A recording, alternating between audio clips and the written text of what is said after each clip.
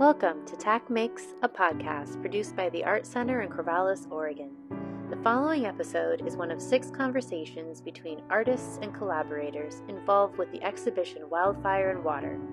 Wildfire Water was made possible through a partnership with Playa in Summer Lake, Oregon, and is on view in the main gallery May 15th through July 5th, 2025.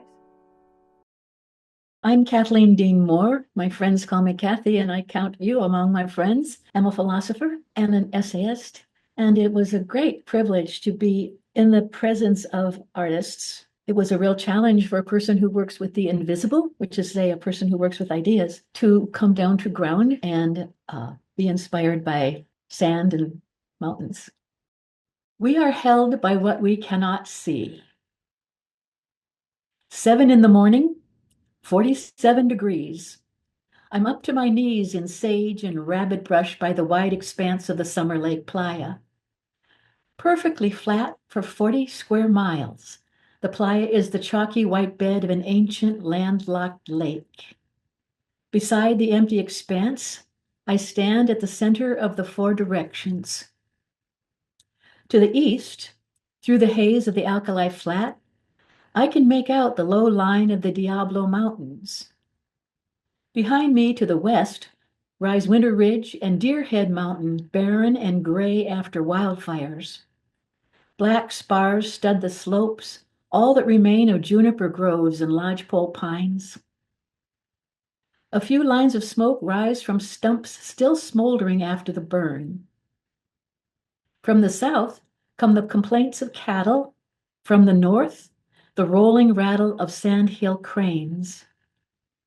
The full moon is setting at my back.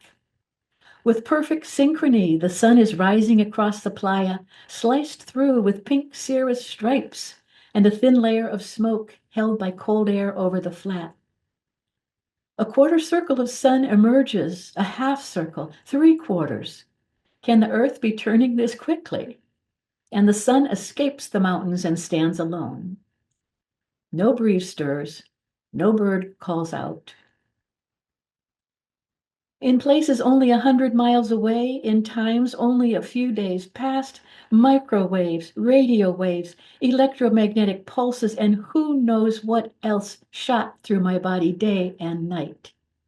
My car passed other cars at a combined 140 miles per hour. The hammer of the news cycle struck incessantly, faster and faster, impossible to sustain. Deadlights grew shorter, to-do lists grew longer. In the absence of human contact, electronic messages doubled, tripled, doubled back on themselves. FYI, BTWLOL. And as the earth hurtled through space, I staggered to stay in place. But for this moment, in this place, I am held in perfect stillness by what I cannot see. I am held in the arms of gravity. The moon would pull me west, the sun would pull me east, but the earth holds me to its fiery heart. I am held by the atmosphere that clings tight to the earth. The spinning planet moves the air, bringing the smallest wind and the sound of trucks on the ranch road. But I will not be blown off the face of creation because I am held by the sky I cannot see. I am held in the pause of the moment, halfway between deep time and deep future. This moment, this time of a 40-mile cow-stirred flat between 2 lake times. 14,000 years ago, there was the old lake flush with fresh water lapping against mountain benches, its marshes stirred by the legs of mammoths and a juniper wood paddle pushing a tule reed canoe. 14,000 years to come, there may be a new lake, steaming maybe, bubbling with red anaerobic algae that stain the beach. I am held by the exquisite balance between being and becoming. Ancient Greeks imagined the world was shaped by elements of fire and water in endless warfare, phalanxes of fire advancing over the ridge, only to be quenched by rear guards of drenching rain or puddles of playa boiling to a skin of salt under the savage rays of the sun. But I would rather instead imagine being born of a steamy, torrid romance of the elements, fire and water, bucking and biting until, for a moment, they rest sated in each other's arms. We are held by a passion we cannot see. A north wind is lifting the dust now, and the sun has diffused into a vague glare. I will return through the sage to my desk because I need to say this to you. No matter how frenzied you feel, no matter how shoved and strangled by the rush of events, you are standing in a single exquisite moment. No matter where you are, no matter how lost, you are standing at the perfect center of four directions. No matter how off kilter you feel, you are standing in a place of perfectly balanced forces. Even if you feel abandoned by all that might comfort you, you are held in the embrace of what you cannot see. Thank you, Kathleen. That was a wonderful. When did you write that piece? I wrote that piece the first time I was at Playa, so that was during COVID, right after a fire that I don't remember the name of, but it was still smoking. And so your time at Playa during COVID, is that what, I mean, that was your first time at Playa, you said. And That's so right. is that what inspired you to apply to be part of the Wildfire and Water exhibition? They had asked me to come, and I did not hesitate for 1 minute. This long, long love affair with the Chihuahuan River in that valley. Yeah. Ever since our children were small, we would go there and camp and fish along the river. We would stop by Ed Murphy's house in town, the old man who ran the ZX Ranch, and ask his permission to be down on his land. And then we would pitch our tents right by the river, and here would come cows, and here would come cowboys, and here would come two bulls fighting right in the center of our camp. It was wonderful. So I love that place. I would go back there anytime I had a chance. So you had a relationship with the landscape before your first visit to Playa, I did. which I think is really unique because I think a lot of artists that I know visit Playa residency for the first time, and that's when they become enamored with that landscape and become in awe of the Oregon outback. The ignition point for a lot of people, which is great. So did you go there? You said as you brought your kids. Did you go as a child, or were you not living in this region then?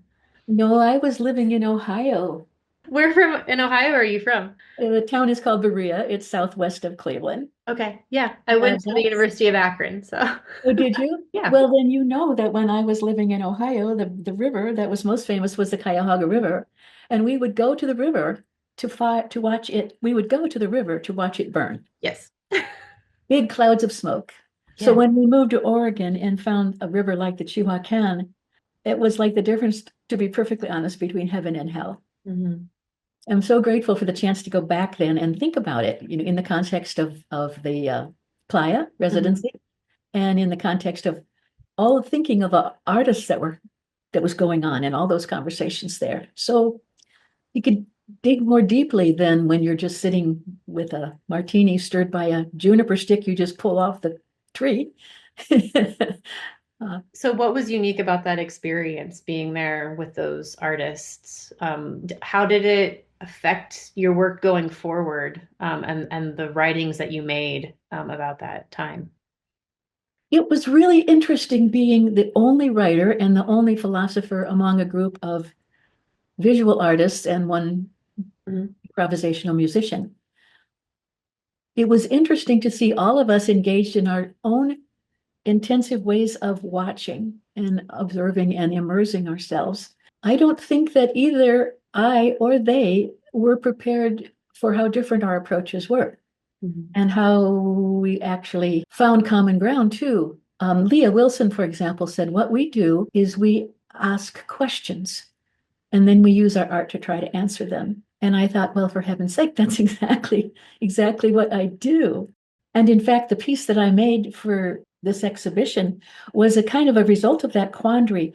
how, if you're a philosopher and you work in ideas, philosophy being the study of ideas, the way ornithology is the study of birds, how do you come into an artistic space which uses the senses to ask questions and answer questions when you're working in the realm of the absolutely invisible? Yeah. So I thought about that for a long time, and you helped me think about it. And what I did then was for this exhibition was come up with a set of questions that I thought hadn't been adequately addressed. What is a shorebird without a shore? A reference, of course, to Lake Abert, where 10,000 migrating shorebirds arrive to find no water. What is a marsh wren without a marsh? A reference to the great meadow fields where the nestlings are at terrible risk when they hay the meadow. Who owns the rain? Boy, is that a question in the desert. Yeah. And so on and so on for 12 more questions. And people will have a chance when they come to the gallery to engage those questions and to think about them and to ask their children what they think and to take that questions home with them. So I hope that people find that interesting. Yeah, I think one thing that's so impactful about this show is that, it's a very specific conversation about a region in Oregon, and your questions point to that, right? Like there's these very acute things that are happening in that place, but it's happening everywhere. And so to be able to pay attention to a singular place for an extended period of time, whether that be the time that you're in the gallery looking at this work or the time you've spent at Playa working on the pieces that you created. The questions are still larger than that place and very timely. Like the when putting together a gallery schedule, there's a lot of practical things that come into play about like, okay, like when can we have the gallery this full? And like when can we open a show and who's available and who's not available? But the fact that this exhibition is opening in May, right before summer, um, in this political climate feels so timely and powerful. Absolutely. This we're living in a hinge point at history. It's an absolute time when the door to the future is swinging open and it is swinging shut. And we are going to have to say goodbye to myriad, infinite ways of doing things and try to invent something new. And if there's ever a place where that challenge is written right there on the land, it's going to be over at Playa and at Summer Lake, because there you have long traditions that simply cannot abide. They are rooted in destructive ways of thinking about the world as property, inanimate, whereas the world is not that way at all. The world is a way that has rules and consequences, and you can follow those rules and do okay for a while. But if you think you can impose your will on that land, I think there's a number of ranchers who can tell you that's not the case. It has such a deep history. I was walking in the Chihuacan River some time ago and I picked up a stone and I looked at it. It was about the size of a brick and it was a molar. And I said to myself, that is the biggest cow I have ever seen. Um, and I thought, wow. And I threw it back in the river. And it's only now that I realize that that was a mammoth tooth. That was the molar of a mammoth. Right there in this decade, I can stand in the river and pick up a tooth that would be what, 8,000 years old? At the same time, be in a place that is in the midst of change like you wouldn't imagine. All these people coming together to collaborate for the very specific project of inventing the future. They have to, and they know it. And that's one of the things that was so stirring about being in contact with all these people was the magnitude of their problem, that the sense that something has to change and we have to find a moment.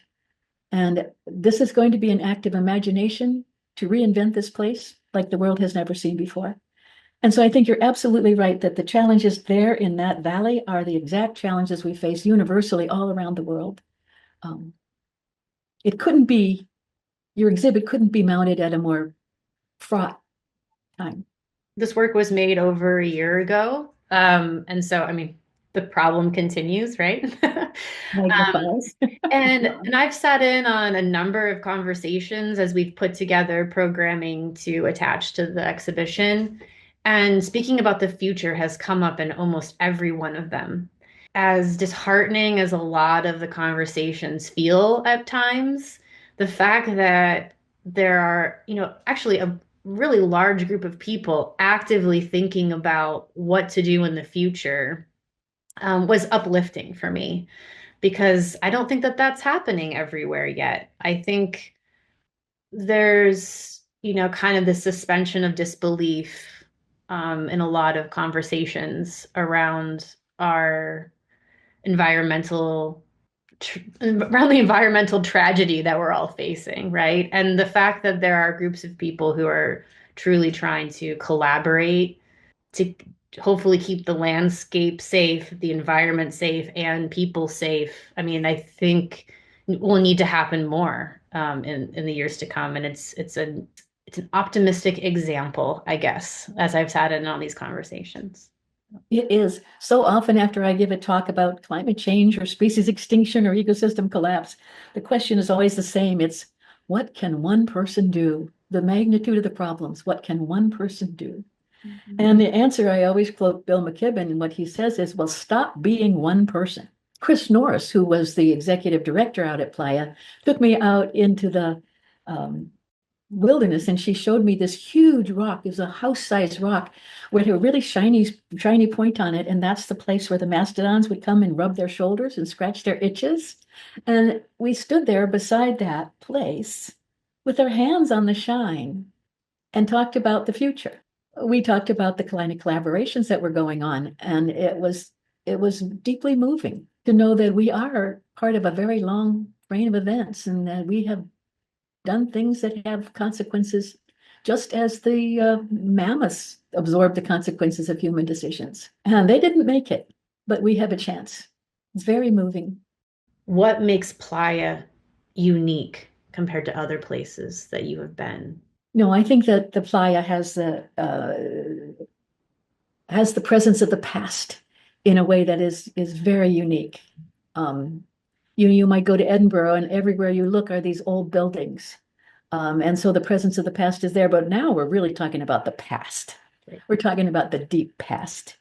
And the way in which that past is influencing the future, I think that right there on the land represents the challenge of our time. We're either going to figure out how to live with the land or die trying. Yeah. Now, when you were reading, the line I wrote down was two lake times. And I Oh, just thought that that was so beautiful. I mean, it's the human presence that we can date back to the Paisley Caves, which was 14,000 years ago, and remains to this day. It's a kind of continuity that lifts the spirit and informs our sense of possibility.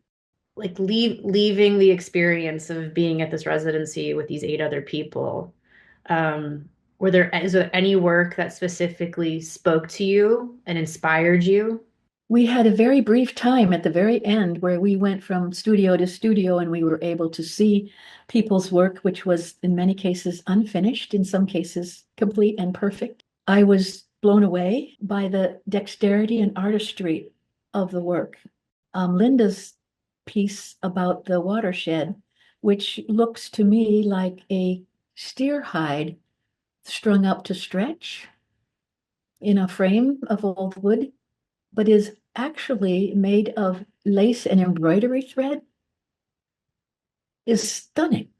Mm-hmm. And how she was able to incorporate knowledge and information into what is very, very beautiful, I thought was a miracle. I want people to understand how beautiful it is at Playa. I want people to understand that you sleep out on the deck underneath the most extraordinary sky, and when you wake up in the morning, the willows are full of birdsong. I want people to understand that the playa itself is dazzling until it's not, and then it shines the way the night sky shines. and how the sound of the cranes lifts you up with their wings. If anyone has a chance to go there, they really should. Yeah. Kathleen, thank you so much. Yeah, it's fun, Jenny. Thanks for the questions and thanks for the chance. Thanks for listening to TAC Makes a Podcast. You can find more episodes on YouTube, Spotify, and at theartscenter.net. That's arts with an S. Be sure to follow us on all platforms so you never miss an episode. Keep creating, keep connecting, and we'll see you next time.